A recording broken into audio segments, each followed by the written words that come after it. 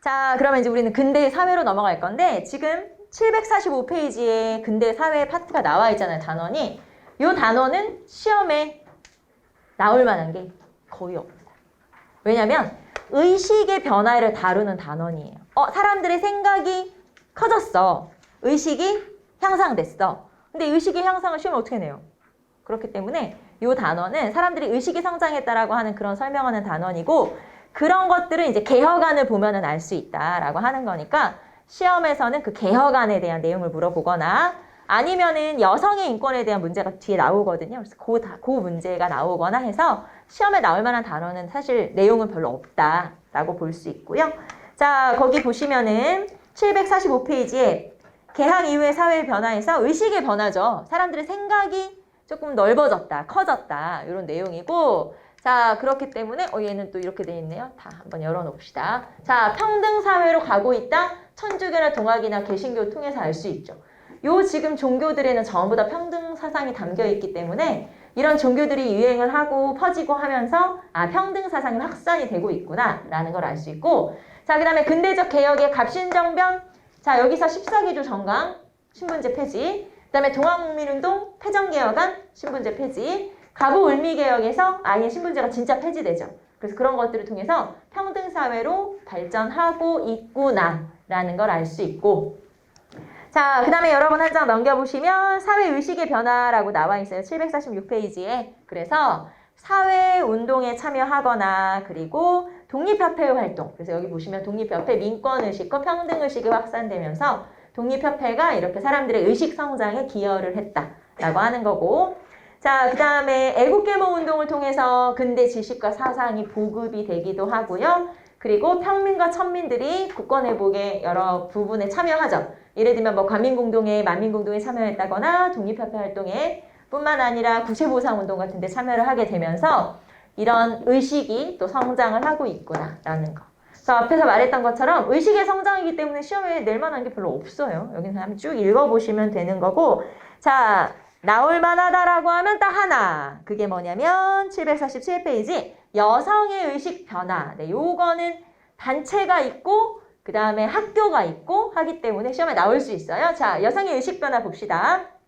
어느 날 여러분 747페이지 맨 밑에 여권 통문이라고 나오지 않아요? 요 선언문이 신문에 실렸어요. 황성신문이라든가 뭐 이런 신문에 실렸는데 그 신문에서 뭐라고 하면서 기사를 썼냐면 원래는 우리 신문의 요 자리에 논설이 들어가야 되는데 오늘 재미있는 기사가 있어서 논설 빼고 요 글을 실른다. 그러면서 한번 읽어보시라. 그러면서 이제 이 글이 실렸는데 제목이 여권통문이었어요. 그래서 이 여권통문이라는 건 우리나라 최초의 여성 선언문, 여성 인권 선언문이라고 할 수 있는 게 바로 여권통문이라고 하는 이런 글이에요. 자, 그러면 이 글을 실은 사람은 누구냐? 찬양회라는 단체의 이름으로 글이 실렸어요. 자, 그럼 찬양회는 누구냐? 서울, 북촌, 양반, 부인들이 만든 조직이에요. 왜 북촌이라고 하면 서울도 왜 부촌이고 서촌이고 막 그렇잖아요. 북촌이 양반동네 쉽게 말하면. 그래서 그 양반들의 부인들이 단체를 만들었어요. 그게 바로 찬양회라고 하는 단체고 이 찬양회에서 여권통문을 실은 거예요. 내용을 한번 쭉 읽어보시면 그런 거예요. 우리가 여자이긴 하지만 남자랑 똑같이 사지 달려있고 전부 다 똑같이 할 수 있는데 왜 우리는 남자가 해주는 것만 이렇게 받아먹고 살아야 되냐. 우리도 스스로 뭔가를 해보자. 약간 이런 내용이고 그래서 여권 통문에서 원하는 게 뭐냐면 자, 관립 여학교를 세워줘. 이거예요. 관립 여학교를 설립해 줄 것을 요구. 그러니까 나라에서 여학교 좀 만들어줘. 라고 하는 걸 요구한 거예요. 자, 그런데 나라에서 관립 여학교를 만들어 줄 리가 아직 없어요. 아직은 안 생겼어. 아직 몇 년 뒤에 생겨. 그래서 야, 그러면 관립 여학교 좀 만들어줘. 안 만들어줘. 그래서 그럼 우리가 만들게. 이 사람들 돈도 좀 있잖아. 우리가 만들게. 그래서 학교를 하나 차렸어. 이 사람들 스스로 찬양회에서 그게 바로 순성여학교라고 하는 학교예요. 자, 여러분 747페이지 순성여학교라고 하는 학교가 생겼는데 자, 거기 뭐라고 써있냐면 최초의 민간인 사립학교. 최초의 민간인 사립학교, 사립여학교, 정확히 말하면 사립여학교가 생겼는데 이게 무슨 뜻이냐면 자, 여러분 우리나라에서 처음으로 생긴 여학교는 이화학당. 들어봤죠? 이화학당. 1886년 이화학당이 우리나라 처음으로 생겼어요. 자, 그럼 이화학당은 누가 만들었어? 이거 최초의 여학교예요. 최초의 여학교고 이거는 개신교 선교사가 만든 거예요. 개신교 선교사가 만들었는데 이 이화가 뭐냐면 이화가 백꽃이란 뜻이거든. 백꽃. 백꽃이 왕실의 상징물이어서 명성황후가 이름을 지어준 거예요. 이름을 이화학당이라 해라. 그러면서 이름을 지어줬어요. 자, 다시 이화학당이 우리나라 최초의 여학교인데 이거는 개신교 선교사가 만든 거예요. 그래서 최초로 우리나라에 만들어진 여학교는 이화학당이지만 여기는 지금 뭐라고 써있냐면 최초 민간인 사립여학교? 이게 무슨 말이냐면 우리나라 사람이 우리나라 자본으로 만든 최초의 사립여학교. 그게 순성여학교예요. 이해됩니까? 그러니까 이화학당은 최초 여학교이긴 하지만 우리가 만든 거 아니고 선교사가 만들었고 우리 돈으로 우리나라 사람들이 최초로 만든 여학교. 그게 바로 순성여학교라고 하는 학교죠. 이해가 되죠? 구분이 좀 되죠? 그러니까 순성여학교가 만들어지기 전에 이미 여학교는 있었다 없었다? 있었다. 있긴 있었다. 근데 그 우리가 만든 건 아니다. 우리가 만든 것 중에 최초로 만든 사립여학교는 순성여학교다 라고 하는 거예요. 그래서 어쨌든 자, 여기서는 여러분이 찬양회 그리고 여성통문 순성여학교 요 정도 기억하시면 돼요. 알겠죠? 그래서 여학교와 관련된 거는 요 정도구나. 네. 자, 그래서 요 1단원 개항 이후에 사회의 변화는 의식의 변화이기 때문에 시험에 나올 만한 건 없지만 요거 정도는 나올 수 있다.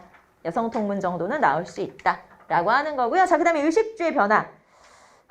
이거는 제가 잘 설명 안 하고 여러분한테 읽어보세요. 이렇게 얘기하고 넘어가긴 하는데 별로 중요하지 않기 때문에 자, 그냥 쭉 볼게요. 남자는 단발, 양복, 양말, 구두, 저고리에. 그러니까 서양의 어떤 복색이죠. 전부 다. 양복, 양말, 뭐 다. 그리고 이런 서양 복색을 하지 않더라도 전통적인 복색에는 마고자라 조끼를 입었대요. 그러니까 긴, 뭐라 그래? 두루마리? 두루마기? 그런 거 말고 이제 좀 짧은 그런 자켓을 입었다는 거죠. 말하자면. 자, 그 다음에 여자들은 이제 개량한복 뭔지 알죠? 네, 개량한복 입었고 그 다음에 이렇게 얼굴을 덮는 장옷이나 쓰개치마 말고 양산을 들기 시작했다는 거. 자, 식생활은 두레상. 원래 예전에는 이렇게 다 모여 앉아서 밥 먹는 문화 없어요. 그러면 옛날 양반들은 어떻게 밥 먹어? 독상.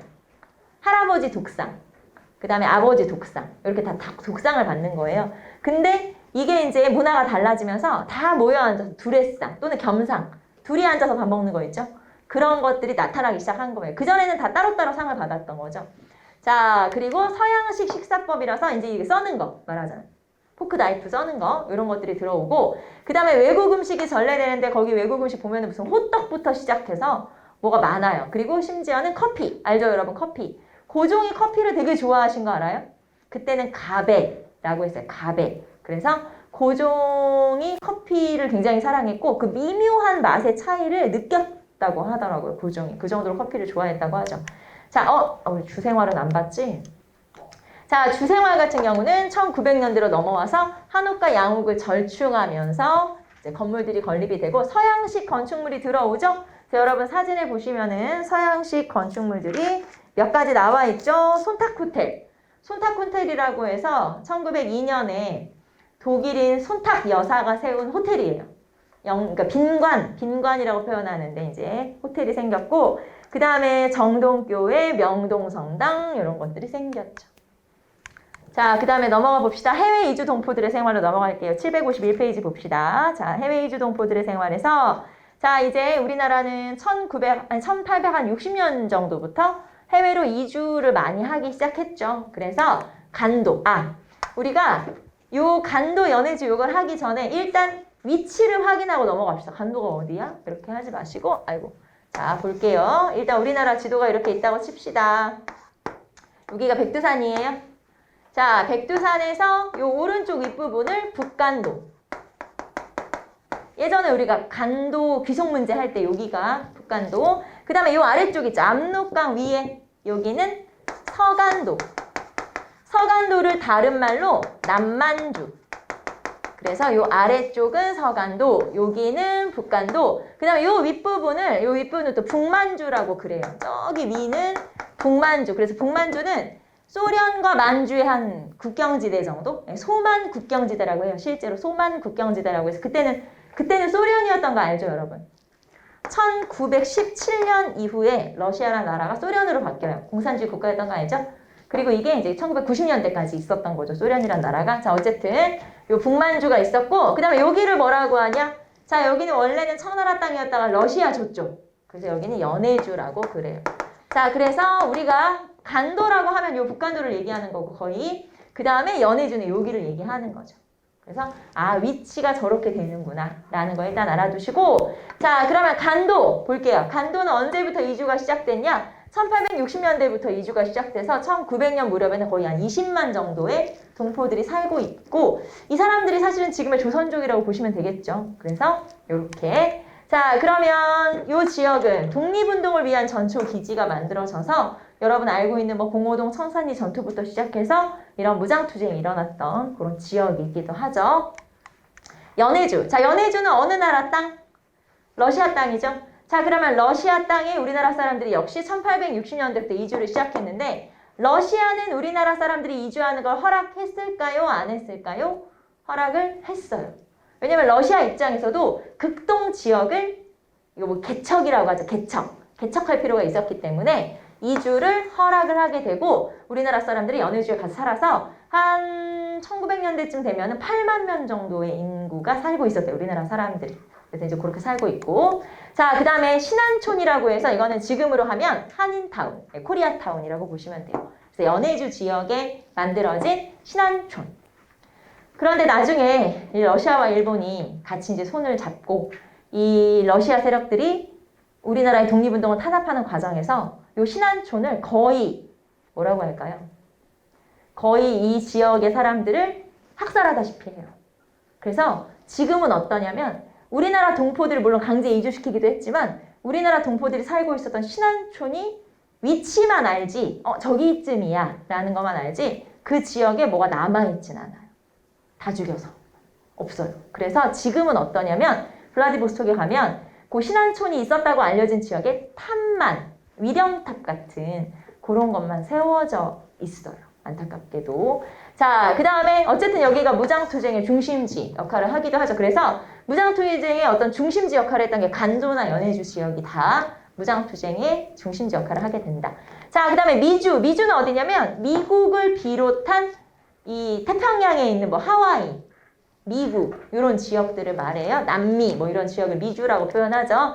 자, 이 미주는 1902년에 하와이로의 이민이 최초의 정부가 알선한 합법적 이민. 그러니까 우리나라 사람들 중에서 처음으로 합법적으로 이민을 어디로 갔냐? 하와이로 간 거예요. 왜냐면 하와이에서 사탕수수 농장에서 일할 노동자를 모집을 하게 되고 결국에는 우리나라에서 정식으로 이민을 보낸 거죠. 그러니까 이때는 여러분 정식으로 이민 갔으니까 여권 있고 비자 있고 이렇게 갔겠죠? 그렇게 갔어요.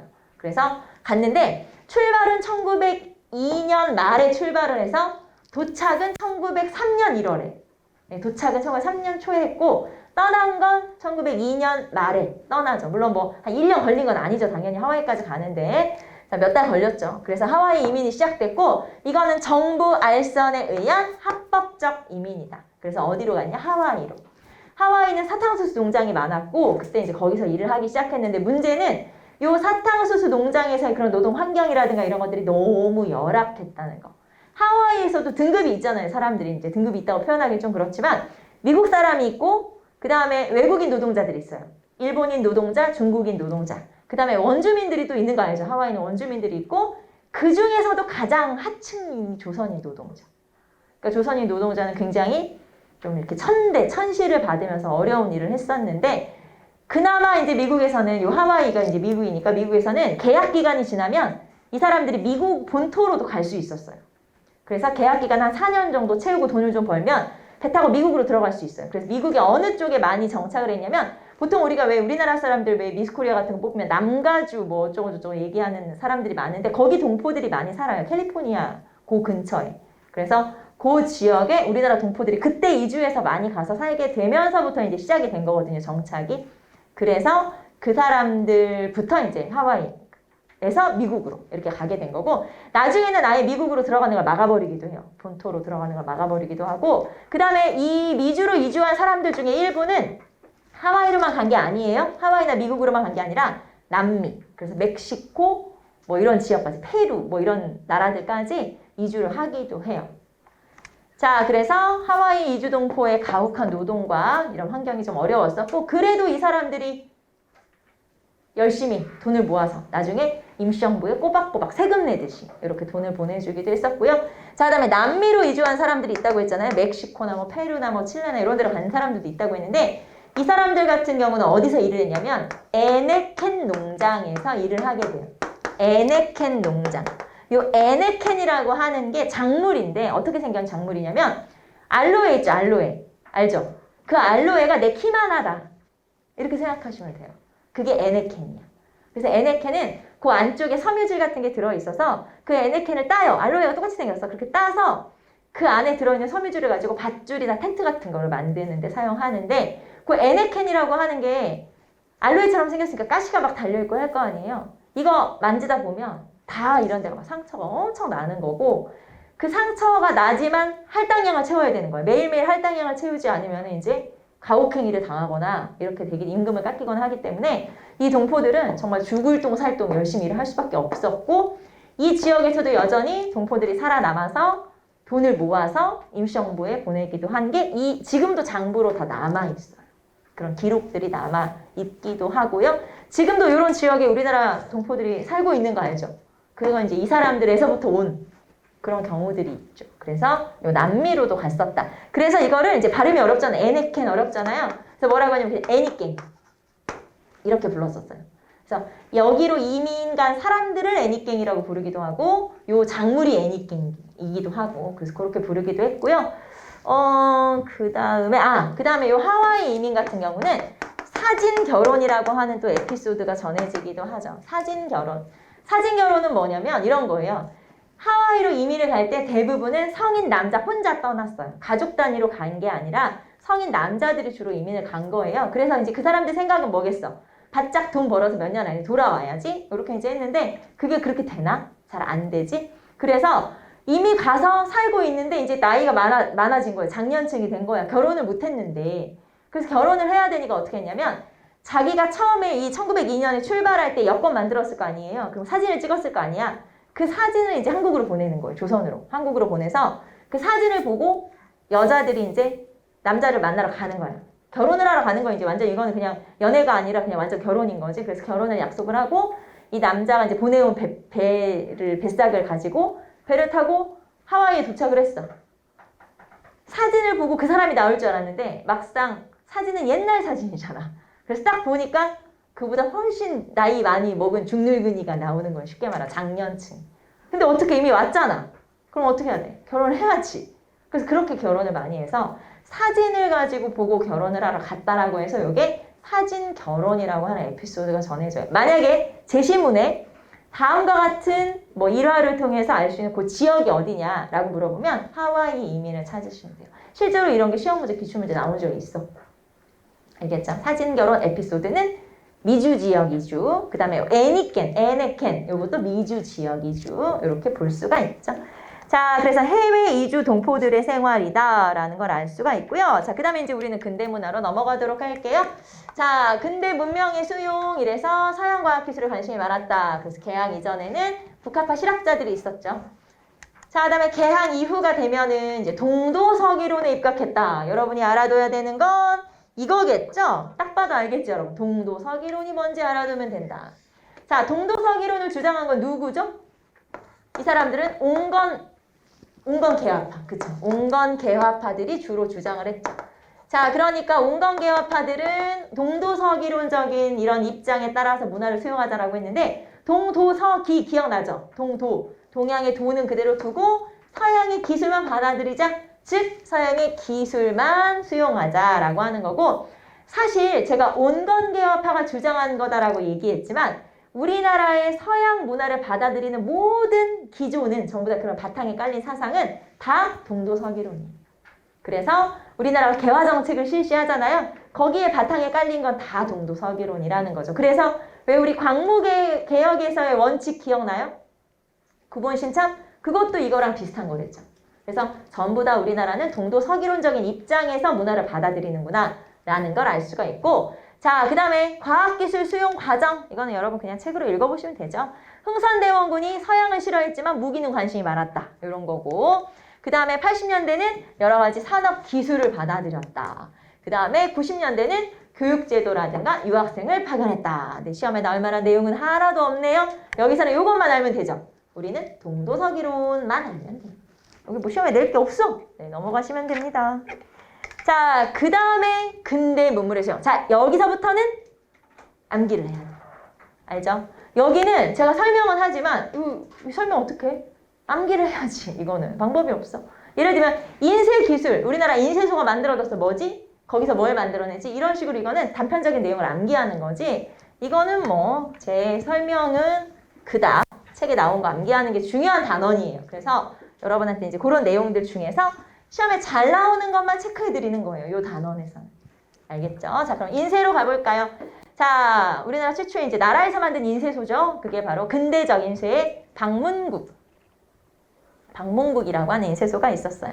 자, 그럼 이거 인쇄소니까 여기서 뭘 만들어냈는데 신문을 만들어냈어요. 그게 바로 한성순보. 한성순보는 최초의 근대적 신문. 그래서 한성순보라고 하는 신문을 간행을 하게 되죠.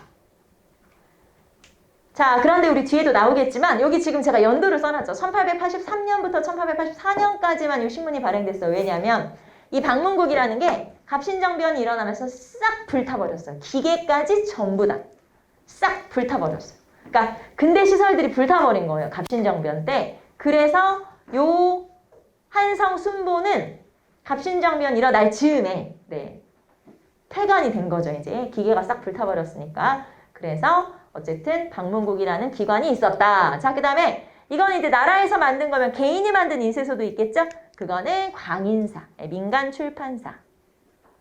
그래서 여기서는 여러분이 방문국 그리고 한성순보 요거 기억하시면 되겠고, 자, 그 다음에 넘어가 볼게요. 전신.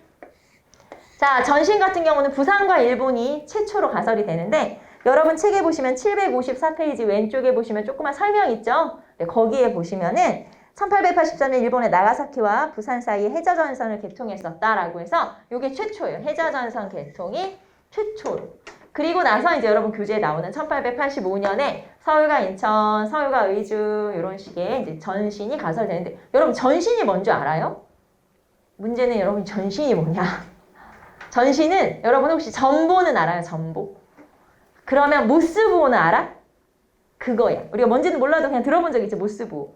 그거예요. 그래서 이 전신이라고 하는 게 예를 들면 그 모스부호가 그거잖아요. 이렇게 전기가 이렇게 맞닿아가지고 이렇게 소리가 장단 요게 있죠. 그래서 그거를 글자화하는 거잖아요.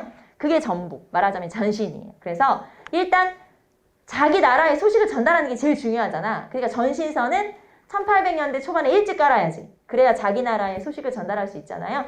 이게 전신이고 이 전신으로 이제 전보를 치는 건데 여러분이 잘 모르겠지만 제가 어렸을 때까지만 해도 전보가 있었어요.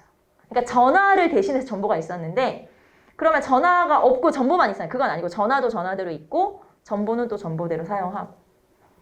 저 그렇게 옛날 사람 아닌데 제가 어렸을 때 전보가 있었어요. 정말 신기하지 않아요? 저는 그래서 지금 생각해보면 여러분은 어떤 전화기부터 사용하기 시작했죠? 버튼식부터 사용하기 시작하지 않았어?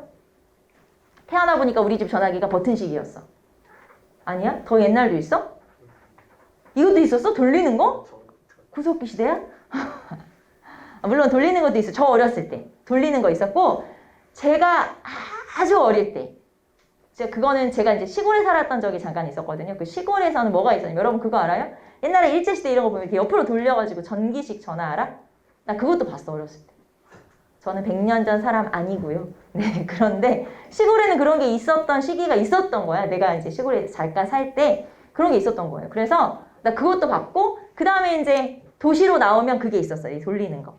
말하자면. 제 어렸을 때 돌리는 거 있었고 돌리는 거 뭔지 알아요?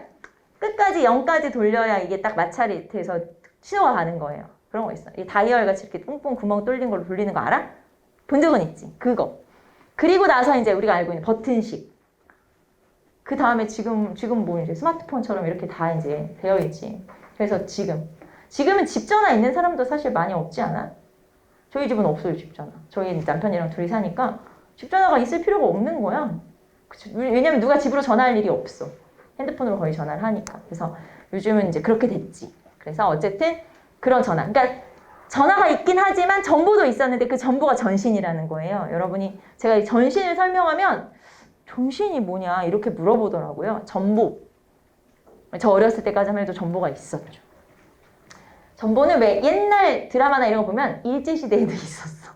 전보가. 그때도 있었지.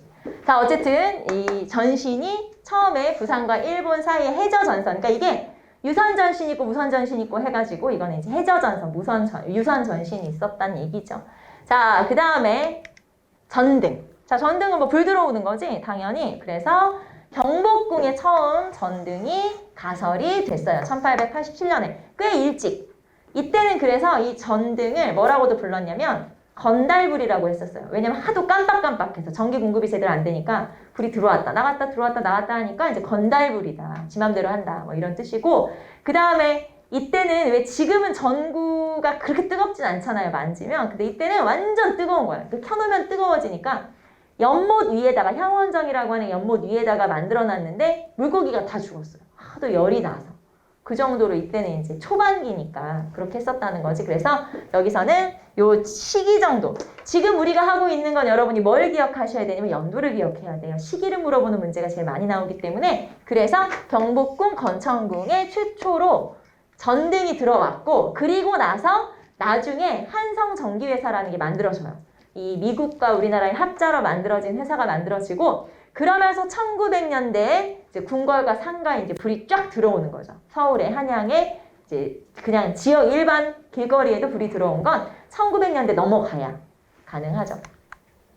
자, 그 다음에 전화. 전화는 경운궁에. 경운궁이면 덕수궁인 거 알죠? 경운궁에. 그러니까 경운궁에 전화가 처음 놔졌다는 건 아관파천 이후에 환궁하고 나서 대한제국 돼서 자, 그 다음에 최초로 1898년에 경운궁에 처음으로 전화가 놓여져 있고요. 자, 그 다음에 나중에 한성 전화소라는 게 생겨서 이제 교환이 딱 전화를 연결해주는 그런 시스템이 만들어지죠. 자, 그 다음에 한성전기회사라고 해서 아까 말했던 것처럼 1898년에 황실과 우리나라 황실과 미국의 콜브란이라고 하는 회사가 합자를 해서 만들어내게 되고요. 여기서 이제 전기회사가 만들어졌고 발전소가 만들어졌으니까 여기에는 전등, 그 다음에 전차 이런 것들의 가설과 관련이 있겠죠. 전등, 전차 가설과 관련이 있는 회사가 한성전기회사. 이것도 중요한 건 시기예요, 시기. 늘 중요한 건 시기죠.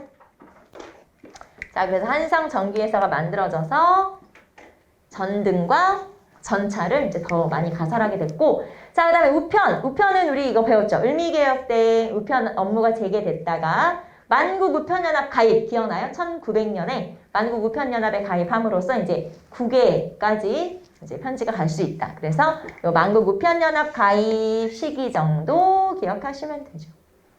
그래서 여기서는 시기를 기억하시면 되고 이거 사실 제가 볼 때 한꺼번에 외우기 좀 어려우니까 이제 자주 눈에 익히는 게 가장 좋은 방법이죠.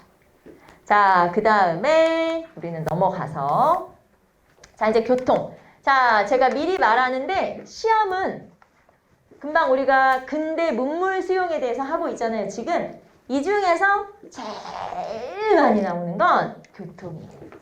아이고, 교통이 시험에는 되게 많이 나온다.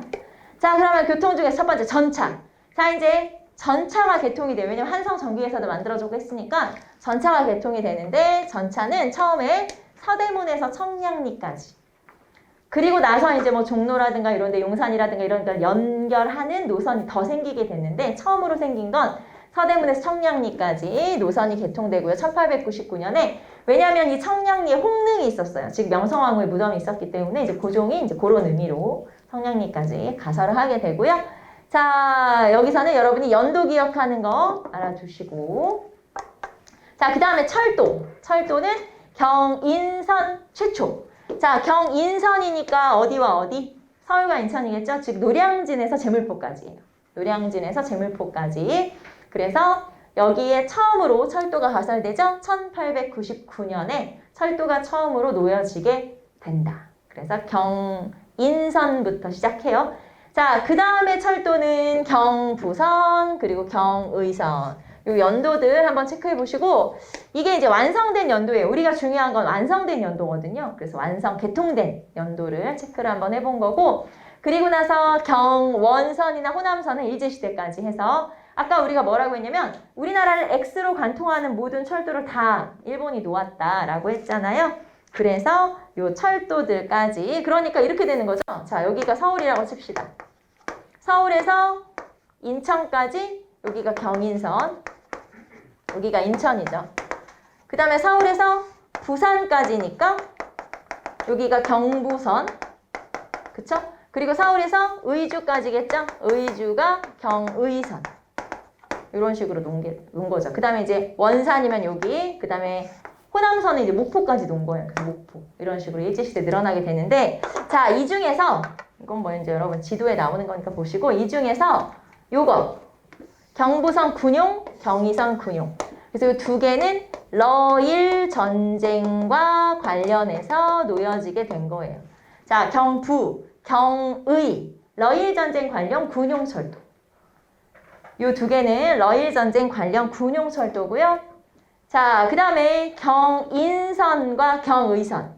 자, 경인선 같은 경우는 여러분 교재에도 나와 있지만 처음에 이 철도 부설권을 누가 가져갔었냐? 자, 철도 부설권 같은 경우는 미국이 가져왔죠. 그래서 미국이 가져갔다가 일본으로. 그 다음에 경의선 같은 경우는 프랑스가 가져갔다가 일본으로. 그래서 결국에는 모든 철도를 다 누가 놔요? 일본이 놓게 된다라고 하는 거고. 자, 그 다음에 의료시설로 가볼게요. 자, 광해원. 우린 요 정도. 왜냐면 최초의 근대식 의료기관이거든요. 최초의 근대식 병원. 갑신정변이 일어났을 때 민씨의 친척인 민영익이 이제 상처를 입었어요. 말하자면 다쳤어요. 심하게 다쳤어. 그래서 이제 나도 죽어. 왜냐면 우리나라의 그 당시 의술은 뭐예요? 뜸 아니면 침 아니면 한약이지 않아? 근데 이 알렌이라고 하는 사람이 외과 수술을 통해서 그 사람을 살린 거예요. 민영익을 살렸지. 그러니까 서양 의술이 이렇게 대단하구나라는 걸 알게 되면서 이제 정부에서 지원을 해서 병원을 하나 차린 거예요. 그게 바로 광해원. 그리고 광해원은 금방 한 몇 주 뒤에 이름을 바꿔요. 제중원이라는 이름으로 개칭을 하게 되죠. 그래서 광해원이 제중원이다. 자, 그러다가 이제 여러 가지 병원들이 생기는데, 자, 국립병원으로 광재원이 생기죠. 나중에 대한의원으로 개칭을 하게 되고, 자, 그리고 세브란스 병원, 즉 에비슨이라는 사람이 제중원을 인수하게 돼요. 그래서 이제 세브란스 병원이라는 걸 만들게 되고요. 자, 그 다음에 도립병원은 자의원. 그래서 지금도 되게 웃긴 일이, 그러면 그러니까 제중원을 계승한 건 세브란스 병원이냐? 세브란스 병원이 연대 병원인 거잖아요. 지금으로 하면. 그래서 연세대는 자기들이 뭐라고 해야 돼? 정통? 원조? 약간. 그 다음에 뭔 소리야? 서울대가 뭔 소리야? 국립은 우리니까. 우리가 계승이지. 그래서 서울대에서는 자기들이 광해원, 제중원을 계승한 자신들이 정통이다. 이렇게 주장하고 뭔 소리야? 세브란스 병원이지. 세브란스 병원에서는 그렇게 주장하고 서로 이제 원조 경쟁. 뭐라 그래야 돼? 왜 국밥집 같은 거 할 때 원조 논의하잖아. 그런 것처럼 서로 자기가 진짜다. 이렇게 뭐 지금도 실제로 그런 식으로 공부를 하고 있어요. 홍보 같은 거 그렇게 하고 있어요. 그래서 이렇게 나눌 수가 있고 사실 우리는 중요한 게 광해원이지. 자, 그 다음에 건축으로 갈게요. 서양식 건축물들이 들어오게 돼요. 그래서 독립문 아시죠? 독립협회에서 만든. 그 다음에 명동성당. 네, 명동성당. 그리고 덕수궁 석조전. 덕수궁 석조전은 말 그대로 덕수궁 안에 서양식 건축물이 만들어진 거고 이 뒤에는 이게 박물관으로 사용하다가 지금은 이제 덕수궁 석조전이 보존이 됐고 여러분 중에서 만약에 관람을 하고 싶으면 미리 신청하셔서 관람도 가능해요. 그래서 이게 바로 덕수궁 석조전이고 1910년에 만들어진 거죠. 그래서 이런 것들은 시기를 좀 알아두시면 되겠죠. 국립문, 명동성당, 그리고 덕수궁 석조점 시기 정도 알아두시면 되겠고요. 자, 그 다음에 한 장 넘기시면 근대 시설 수용의 문제점. 자, 근대 시설 수용의 문제점이면 말 그대로 이제 재정 부담이 된다거나 하는 것들이 있겠죠. 한번 읽어보시고 그 다음에 여러분 756페이지 보시면 조금 더 자세하게 여기 조금 더 디테일한 내용들도 나와 있고 하니까 한번 읽어보시면 되겠죠. 이 중에서는 교통이 시험에 제일 많이 나온다는 거 알아두시면 되겠고요. 자, 그 다음에 이제 교육으로 갑시다. 교육은 중요한 학교들만 빠르게 체크하고 넘어갈게요. 자, 최초의 근대적 사립학교, 최초의 근대적 사립학교가 원산학사. 자, 함경도 덕원 주민들이, 이제 덕원이 원산 그 지역인데, 함경도 덕원 주민들이 건립한, 자신들이 돈을 모아서 건립한 최초의 근대적 사립학교. 자, 원산이면은 개항장이잖아요. 그러니까 일찍부터 서양 뭐 문물에 대해서 수용할 수 있는 자세가 있겠죠. 이 지역 사람들은 수용을 일찍부터 했으니까. 그러다 보니까 학교를 세우게 된 거고요. 자, 그럼 이거는 최초의 근대적 학교인데 민간 학교잖아요. 사립학교잖아요. 자, 그 다음에 만들어진 게 이제 그 시기에 만들어진 게 동문학. 요거는 보빙사로 미국에 갔다 왔던 사람들이 통역관을 양성해야겠구나 라고 하면서 영어 강습소, 지금으로 하면 영어 학원이죠. 그거를 만든 게 동문학이라고 하는 거고요. 자, 그 다음에 유경공원으로 갑시다. 유경공원은 최초의 근대적 관립학교. 자, 최초의 근대적 사립학교는 원산학사, 유경공원은 관립학교. 그래서 여기서 중요한 학교는 요 두 개. 요 두 개가 여러분이 알아두셔야 되는 내용이에요. 요 두 개 체크 한번 해주시고, 자, 유경공원은 그럼 나라에서 만들었죠. 누구를 대상으로? 상류층 자제들, 즉 양반 자식들을 대상으로 해서, 자, 그 다음에 영어를 기본으로 하고 서양의 어떤 문물을 받아들였고 이제 교육을 시켰고, 특히 미국에서 서양에서 선교사들을 데려왔는데 이때 들어온 사람 중에서 왜 우리가 을사조약 때 워싱턴 특사로 파견됐던 헐버트도 있고요. 헐버트, 길모어, 벙커 이런 사람들이 이제 서양의 선교사들이 들어와서 이제 선생 역할을 했었던 게 바로 유경공원이고요. 자, 그 다음에 개신교 선교사들이 건립한 배제학당. 지금도 있잖아요. 배제고등학교, 배제중학교 있죠. 배제학당. 그리고 이화학당. 자, 이화학당의 의미는 아까 뭐였었죠? 최초의 여학교. 네, 최초의 여학교인데 이거는 개신교 선교사들이 만든 사립여학교였죠. 그래서 이화학당, 경신학교, 정신학교 등등 그래서 학교들이 쫙 개신교 선교사들은 지금 제가 연도를 따로 쓰진 않았지만 대체적으로 1880년대 중반부터 학교들이 만들어지게 돼요. 그래서 여러분 교재 보시면은 나와 있고요. 자, 그 다음에 넘어갈게요. 여러분 759페이지 보시면 자, 갑오광무개혁 때 교육입국조서가 내려지죠. 자, 우리는 정확히 합시다. 교육입국조서는 언제 발표된 거죠? 2차 갑오. 그렇죠. 2차 갑오개혁 때 교육입국조서가 반포된 거죠. 교육은 되게 중요해 라는 걸 고종이 선포한 거고요. 자, 그리고 이 교육입국조서에 따라서 여러분 759페이지 보시면 동그라미 3번 보세요. 관립학교 설립. 소학교, 중학교, 사범학교, 외국어학교 등 관립학교가 세워졌다. 여러분 이 문장까지 기억하시면 돼요. 다시 교육입국조서는 2차 갑오개혁 때 발표됐죠. 이 교육입국조서는 이런 이제 발표가 되면서 이 교육입국조서의 정신에 따라서 지침에 따라서 이런 소학교, 중학교, 사범학교, 외국어학교 등등 이런 학교들이 많이 만들어졌다라고 하는 거고, 자, 그 다음에 이제 관립학교들 설립. 자, 그러면 이런 거 말고 애국개몽 운동가들이 만든 학교가 있어요. 우리가 아까 살펴봤던 대성학교, 오산학교, 그쵸? 대성학교, 오산학교, 보성학교, 진명여학교 뭐 등등도 있었고, 그 다음에 북간도에다가 만든 뭐 서전, 서숭, 명동학교, 신흥무관학교 이런 거 전부 다 이런 애국개몽운동가, 말하자면 민족 지도자들이 만든 학교들이죠. 그래서 여러분 759페이지 한번 보시고 여기에 지금 신흥학교라고 되어 있는 게 신흥무관학교예요. 나중에 신흥무관학교로 바뀌는 거고 여러분 한 장 넘기시면 학교가 나와요. 표로 나오죠. 네, 좀 자세하게 나오죠. 요 민족주의 계통의 학교 중에서는 가끔 시험에 뭐가 나오냐면 이거 서울에 있는 학교는 어떤 거야? 이거 간도에 있는 학교는 어떤 거야? 그렇게 지역을 물어보기도 해요.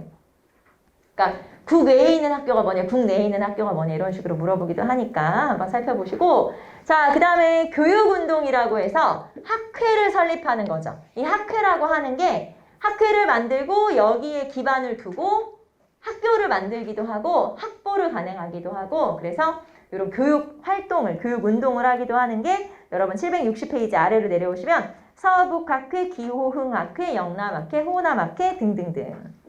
이거 제가 이렇게 읽고 넘어가는 거 보면 시험이 이렇게까지 디테일하게 안 나온다는 거죠. 무슨 말인지 알겠죠? 관동학회가 누구누구가 만들었 이런 문제 안 나온다 이 말이에요. 이해되죠? 이런 거를 한꺼번에 교육운동이구나 이렇게 한꺼번에 통틀어서 정리하시면 된다 이 말이고요. 자, 그러면 이런 학교를 만들고 하는 걸 또 일본이 가만두지 않았겠지? 그래서 여러분 761페이지 위로 올라가시면 자, 보통학교령, 사립학교령 또 법을 만들어가지고 또 탄압을 하겠죠, 당연히. 그래서 한번 보시고 자, 그 다음에 국학연구로 갈게요. 국학이 뭐냐면 우리나라 역사, 우리나라 국어, 우리나라 의학, 즉 우리나라, 자기 나라에 관한 학문을 국학이라고 그래요. 그래서 이런 국학 연구가 나타나는데 일단 여러분 761페이지 국사연구부터 봅시다. 자, 계몽사학이 성립이 돼요. 계몽사학. 이게 그냥 간단하게 말해서 애국계몽운동 그때쯤인가 보다. 그렇게 생각하시면 돼요. 그래서 그때 말하자면 계몽운동이 활발하게 일어났던 그 시기에 역사도 이런 새로운 역사의식이 정립이 되고 하는데 그걸 그냥 계몽사학이라고 한다. 자, 그러면 이런 계몽사학, 사람들을 깨우칠 수 있는 그런 역사가 뭐냐? 민족 영웅전을 간행을 한 거예요. 그래서 왜 대외 침략을 막아낸 사람들 있죠? 뭐 이순신도 있고 뭐 강감찬도 있고 을지문덕도 있을 수 있잖아요. 그런 사람들의 전기문, 이순신도 있고. 그래서 여러분 교재에 보시면 제가 이제 교재에 보시면 여러분 을지문덕전, 강감찬전, 이순신전 뭐 등등. 자, 그리고 외국은 어떻게 극복했는지를 나타내는 거니까 외국 흥망사가 나타나죠. 그래서 월남망국사, 뭐 미국 독립사 등등. 자, 그 다음에 일제를 비판하는 책들이 쓰여지기도 해요. 민족의식을 가진 사람들에 의해서. 그래서 매천야록이나 대한개년사 같은 책들이 만들어지고요. 자, 그 다음에 민족주의 사학이 대두되는데 여러분이 여기서 알아둬야 되는 건 요거 정도. 자, 신채호란 사람이 대한매일신보에 논설을 연재를 해요. 그리고 그 논설의 주제가 이거예요. 민족이라는 게 이제 주체가 돼야 된다. 이런 거죠. 여러분 생각해보세요. 나라는 없어질 수 있죠. 우리 나라를 뺏겼잖아. 나라는 없어질 수도 있어. 민족은 없어져? 안 없어져. 그럼 우리가 민족이라든가 이런 정신을 잘 지키면 언젠가는 나라도 되찾을 수 있겠지. 그런 걸 나타내는 거예요. 그래서 이제부터 우리 역사의 주체는 누가 돼야 돼요? 민족이. 그게 민족주의 사학이야. 간단해요. 주체가 이제부터는 민족이다. 국가가 아니다. 이게 민족주의 사학이고 이거를 처음 정립한 사람이 그럼 누구? 역사 파트에서 너무너무 중요한 사람이 신채호. 그래서 신채호의 독사신론이라는 논설이에요. 이거는 이제 나중에 책이 되지만 이게 민족주의 사학을 정립한 거구나 라고 볼 수 있죠. 자, 그 다음에 나머지 학자들 여러분 책에는 지금 쭉 나열이 돼 있는데 저는 그냥 이름만 쓴 거예요. 신채호, 박은식, 현채, 황현, 정교 등등 이런 역사학자들의 서적이나 이런 것들이 많이 읽혀지게 되죠. 그래서 한번 쭉 읽어보시고 제일 중요한 사람 누구? 신채호. 시험에는 신채호, 박은식이 거의 다 나온다고 보시면 돼요. 역사에서는 두 명이 거의 뭐. 자, 그 다음에 한 장 넘기시면 아까 조선 광문에 살짝 나왔었죠. 고전 연구하는 최남선 그리고 박은식. 그래서 이거 아까 신민회가 후원했다고 했던 그 단체였어요. 다시 한번 언급되고 자, 국어로 갈게요. 국어는 국한문 혼용. 국한문 혼용이라는 게 이런 거예요. 단어는 한자로 쓰고 조사 있죠. 조사. 뭐 서술어나 조사는 한글로. 이거를 국한문 혼용이라고 하고 6.1준의 서유견문이 가장 대표적이죠. 그리고 저는 지금 황성신문만 썼지만 국한문 혼용으로 된 신문들이 만들어지면서 국한문 혼용이 좀 전파가 되더라. 그리고 여러분 교재에는 국한문 혼용체 말고 순한글 신문들도 지금 표시가 되어 있죠. 그래서 예를 들면 제국신문이라거나 독립신문 같은 것들은 순한글 신문들도 만들어지게 되고요. 자, 이제 단체로 가볼게요. 단체 762페이지에 국문동식회, 그 다음에 국문연구소. 자, 국문동식회가 최초의 단체이긴 하지만 국문연구소가 대한제국 산하의 정식 단체라고 보시면 돼요. 그래서 국문연구소라고 하는 주시경, 지석영 등을 비롯한 이런 학자들이 국어 연구하는 단체구나 라는 거 알 수가 있고요. 자, 그 다음에 문법상. 이건 여러분이 한번 읽어보시고. 자, 그 다음에 이거는 다시 나왔네. 자, 그 다음에 언론으로 갑시다. 자, 신문도 은근히 시험에 잘 나와요. 그래서 신문의 특징들 한번 정리해 볼 건데 여러분 762페이지 한성순보. 자, 앞에서 나왔죠? 이거는 어디서 발간? 방문국에서 발간이죠. 방문국에서 간행한다. 최초의 근대적 신문이면서 관보, 즉 관청 소식지의 역할을 하면서 순한문 신문이에요. 그래서 순한문 신문으로 되어 있는 거. 자, 그런데 앞에서 말했죠. 여러분, 방문국이 불타버렸다고 했죠. 갑신정변으로. 그래서 신문 발행이 중단이 됐다가 다시 만들어진 게 여러분 교재, 여기는 지금 안 써 있어요. 한성주보. 여러분 책에 보시면 한성주보. 1886년에 만들어진 한성주보. 한성주보는 최초의 국한문 혼용이면서 그리고 최초의 상업 광고를 실게 돼요. 그게 이제 한성주보라는 신문이 있고, 자, 그 다음에 독립신문은 뭐 당연히 독립협회가 만들어지기 조금 전에 먼저 발행된 신문이죠. 서재필을 중심으로 만들어졌고, 이 신문의 가장 큰 특징은 한글판과 영문판이 있었다. 네, 가장 큰 특징은 한글과 영문 두 개 다 있었다. 한글판과 영문판이 있었다라고 하는 거고요. 최초로 띄어쓰기를 또 한글 띄어쓰기를 했던 게 독립신문. 최초의 근대적 민간신문이면서 띄어쓰기를 처음 사용했고 영문판이 또 있다는 게 특징이고요. 자, 이 신문이 발간된 게 4월 7일이에요. 1896년 4월 7일. 이 4월 7일은 지금도 신문의 날로 지정돼서 기념되고 있어요. 다시 독립신문의 발간일이 4월 7일인데 지금도 신문의 날이에요. 4월 7일이. 4월 7일은 독립신문 발간일이다 라고 하는 거고, 자, 그 다음에 황성신문 봅시다. 주로 양반과 유생층, 양반 유생층을 대상으로 하는, 약간 지식인층을 대상으로 하는 신문이고 국한문 혼용으로 되어 있는 신문이죠. 자, 그리고 여기에 시리아 방성대국이라는 글이 처음 실려요. 자, 누구?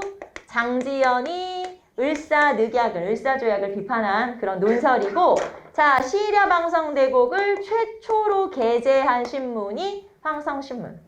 몇 년 전에 여러분 수능 시험에 한국사 무조건 다 보는 거 알죠? 수능 한국사에서 어떤 문제가 나왔었냐면 한 1, 2년 전에 다음 중 장지연의 시리아 방성대국이 실린 신문이 뭐냐? 이게 문제였어요. 출제자의 의도는 뭐였냐? 황성신문이었겠죠, 당연히. 그런데 학생들이 찾아냈어요. 뭘 찾아냈냐? 황성신문에서 시리아 방성대국이 실렸다가 이 논설이 너무 좋으니까 대한매일신보에서 갔다가 실은 거야. 며칠 뒤에. 그래서 답이 2개가 됐어. 기가 막히지 않아? 역시 우리나라 네티즌들 대단한 것 같아. 그래서 결국에는 답이 2개가 됐어요. 학생들이 이제 항의를 해가지고. 그래서 여기선 여러분이 이걸 기억하면 돼. 최초. 자, 장지연의 시리아 방성대국을 최초로 게재한 신문이 뭐냐? 황성신문. 2번째 게재한 신문은 안 나올 거 아니야, 시험에. 당연히. 그래서 우리는 최초라는 표현을 하나 더 넣으시면 되죠. 그 다음에 제국신문은 순한글로 돼 있어서 서민과 부녀자들, 그러니까 이제 지식인층 아닌 그런 사람들이 읽는 신문이다. 자, 그 다음에 대한매일신보가 제일 발행 부수가 많았어요. 왜냐하면 양기탁과 베델이 발행했거든요. 베델? 이 사람은 영국 사람인데 우리나라에 러일 전쟁 때 종군 기자로 왔어요. 그래서 우리나라에 정착을 해서 이런 신문사도 차리게 된 거죠. 자, 영국과 일본은 동맹국이에요. 일본이 함부로 건드릴 수가 없어. 그래서 대한매일신보는 막 세게 일본을 비판하는 글을 실어도 영국인이 발행한 신문이니까 함부로 할 수가 없었다. 그래서 더 센 일본을 비판하는 그런 기사가 실릴 수 있었고, 이 신문사 앞에 이렇게 써 있었대요. 일본인 출입 금지. 이렇게 써 있을 정도로 뭔가 좀 기계가 있지 않아? 그쵸? 그런 신문사가 바로 대한매일신보인데, 이 베델 같은 경우는 몇 번 추방당할 뻔하기도 했었어요. 감옥에 갇힌 적도 잠깐 있었고. 왜냐면 영국인이니까 건드릴 수는 없지만 이제 일본이 좀 어떻게 해버리고 싶은 거지. 그런 적이 되게 많았었던 게 바로 양기탁과 베델이 발행한 대한매일신보고, 신민회의 기관지이기도 하고요. 그리고 국한문 혼용으로 되어 있기도 한데 1904년에 만들어져서 1907년쯤 되면 국한문, 혼용, 순한글, 영문 이렇게 3개의 버전으로 신문이 또 발행되기도 해요. 자, 그 다음에 고종이 을사조약의 무효선언. 이거 내가 사인 안 했어. 라는 걸 여기다가 친서를 발표하기도 하고요. 앞에서 우리 독사신문 나왔죠? 아까 신채후에. 예, 그게 여기 연재되기도 한 그런 신문이 바로 대한매일신보. 시험에는 제일 많이 나오는 대한매일신보. 자, 그 다음에 나머지 천도교 기관지가 만세보, 그리고 천주교 기관지가 경향신문. 이제 이런 식으로 신문들이 발행이 되기도 하죠. 천도교가 동학이에요. 나중에 동학이 이름이 바뀐 게 천도교고, 그 다음에 천주교의 기관지는 경향신문. 물론 지금도 경향신문 발행되는 거 알죠? 네, 그건 좀 성격이 다르긴 하지만 어쨌든 경향신문. 자, 그래서 이 중에서는 시험에 제일 많이 나오는 건 독립신문과 대한매일신문. 하지만 나머지도 다 나와. 이건 뭐 제가 뭐만 시험에 나온다라고 말할 수가 없는 게 제국신문도 나오고 황성신문도 나오고 다 나와요. 그래서 뭐라고 말할 수 없고. 알겠죠? 그래서 한번 읽어보시고, 특히 만세보 같은 경우는 1906년에 만들어졌는데 1907년에 재정난 때문에 이게 친일로 넘어가요. 친일적인 인사가 이 신문사를 인수하게 되고, 그래서 총독부의 기관지로 사용하기도 하죠. 그러니까 이완용 내각의 기관지로 사용하기도 한 게 바로 만세보. 그래서 여러분 설명에 나와 있어요. 뒷장 넘겨보시면 표가 나와 있는데, 이 표에 또 그런 내용들, 금방 제가 얘기한 만세보에 관한 내용이라거나 그런 것들이 언급되어 있고요. 자, 그 다음에 문예와 종교의 새 경향. 몇 장 안 남았어요. 여러분 끝까지 해야 돼. 이거는 여기 중간에 끊을 순 없잖아. 자, 뒤에 766페이지 한번 보세요. 자, 신소설, 신체시. 이런 건 제가 좀 설명 안 하고 싶지만 또 나오니까 짚고만 넘어갈게요. 여러분 신소설 알죠? 혈의누, 2인집. 그 다음에 뭐 금수회의로, 그 다음에 뭐 자유종, 이런 소설들이 쓰여지게 되는데, 이게 이제 신소설이잖아요. 이게 거기 여러분 교재에 보시면 아직 구소설의 틀에서 벗어나지 못하고 좀 통속적인 내용이거나 그냥 권사원징악 같은 이런 좀 단순한 구조로 되어 있는 책들이고요. 혈의 누가 뭐냐면, 누와 혈이 뭐냐, 피눈물이라는 걸 이제 일본식 한자어 조합으로 하면 혈, 피에 누, 눈물 이렇게. 그러니까 우리나라 말로 하면 피눈물. 근데 일본식 한자로 하면 혈의 누. 그래서 약간 일본식 한자 조합이라고 보시면 되고요. 제가 읽어봤는데 뭐 그닥 재밌진 않아요. 그래서 제가 예전에 이런 소설들 막 찾아서 읽고 하는 게 좀 약간 재미있어가지고 찾아서 막 읽어보기도 하고 그랬는데 제 스타일은 아니더라고요. 자, 그 다음에 해액에서 소년에게. 이건 뭐 우리 많이 들어봤죠. 신체시, 최남선의 가장 대표적인 해액에서 소년에게라는 신체시. 자, 그 다음에 신체호의 천이당시와. 이거는 시평론집이에요. 시집은 아니고 시를 평론한, 평가한 평론집이라고 볼 수 있죠. 시평론집이에요. 천이당시와. 자, 그 다음에 번역문학이 성행했다. 성경책 뭐 알 것이고, 선로역정, 로빈슨 표류기, 걸리버 여행기 등등 이런 것들. 그래서 왜 걸리버 여행기가 사실은 내용이 굉장히 많거든요. 근데 우리는 맨날 소인국, 대인국밖에 모르지 않아요? 이때 번역이 그런 식으로 돼서 그래요. 실제로는 이게 굉장히 버전이 많거든요. 근데 이제 너무 일부만 번역이 된 거고. 자, 그 다음에 예술계의 변화에서 서양음악 소개, 창가. 왜 창가가 이런 거예요? 서양의 악곡에다가 우리의 가사를 붙여서 불렀어요. 그러니까 애국가가 왜 외국의 악곡에, 그래서 지금의 음계하고는 다른, 음악하고는 다른데 가사는 똑같은 그런 애국가들을 부르기도 하죠. 자, 그 다음에 미술에서는 서양 기법이 도입, 연극에서는 원각사. 자, 여러분 이거 원각사. 자, 왼쪽에 사진 나와 있죠? 최초의 서양식 극장. 최초의 서양식 극장. 여기서 이제 극장이라는 건 영화 보는 극장 아니고 연극 공연장이라고 보시면 되죠. 1908년에 연극 공연장이 만들어지기도 해요. 물론 잠깐 있다 이제 없어지긴 불타버리긴 하지만. 자, 그 다음에 종교로 갈게요. 자, 마지막 종교 봅시다. 자, 천주교부터 볼게요. 프랑스와 수교, 그러니까 조프 통상 조약이죠. 1886년에 프랑스와의 수교가 체결되면서 포교의 자유를 획득하게 돼요. 자, 천주교는 프랑스와의 조약이 체결되면서 포교의 자유를 획득하죠. 767페이지 맨 밑에 나와 있고요. 자, 그리고 천주교 계통의 신문이 경향신문, 그리고 의민단이라고 하는 게 만들어졌죠. 자, 그 다음에 개신교. 개신교는 이제 기독교. 지금으로 하면 교회.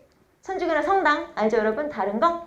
자, 개신교가 들어와서는 서양의 의술. 아까 우리 알렌 이런 사람이 개신교 선교사라고 했고, 그 다음에 앞에서 뭐 배제, 이화, 뭐 경신, 정신 등등 이런 학교들이 다 개신교 선교사들이 차린 학교잖아요. 세운 학교잖아요. 그래서 교육과 의술의 발달, 기여를 하게 된다라고 하는 거.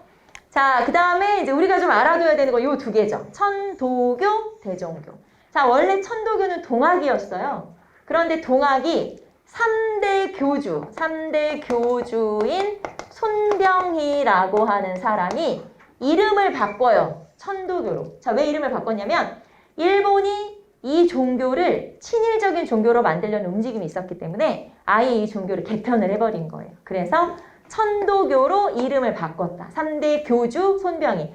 1대 최재우, 2대 최시영. 알죠? 3대 손병희. 네, 3대 손병희가 이렇게 이름을 바꿔서 천도교가 되는 거예요. 민족 종교로 발전을 하게 되죠. 자, 그 다음에 대종교. 대종교는 나철과 오기호라는 사람이 단군을 신으로 모시면서 만든 종교예요. 자, 나철, 오기호 오늘 우리 한 것 중에 나왔어. 오저감살단. 그렇지. 오저감살단. 오저감살단 만들었던 사람들이 만든 종교고요. 이 종교를 만들었어. 신이 누구야? 단군이야. 일본이 엄청 탄압을 하게 돼요. 도저히 한국에다가 종교를, 교단을 만들 수가 없어서 교단을 간도로 이주를 해요. 그러니까 만주로 이주를 하게 되고 이 만주 지역에 기반을 두고 주로 이제 신자들이 늘어나는데 주로 이 사람들이 누구냐? 거의 다 무장투쟁을 하는 독립군들. 그러니까 독립군들이 주로 믿는 종교가 대종교였다고 보시면 돼요. 그래서 무장투쟁과 관련이 있다. 자, 그 다음에 유교하면 박은식, 불교하면 한용운. 자, 이 사람들은 지금 이 개화기부터 시작해서 일제시대까지 무조건 유교하면 박은식, 불교하면 한용운 이렇게 말아주시면 돼요. 그래서 유교하면 유교 구신론, 불교하면 불교 유신론. 딱 요렇게만 알죠? 요렇게만 기억하시면 돼서 종교에서는 천도교, 대종교 알겠죠? 천도교, 대종교 요렇게 기억하시면 됩니다. 자, 그래서 우리는 이제 7단원 여러분 앞에서 우리가 7단원이 가장 내용이 많고 시험에 많이 나온다. 알겠죠? 지금 이제 고기를 넘어간 거고 우리는 이제 점심 먹고 와서 일제시대로 들어가도록 할게요.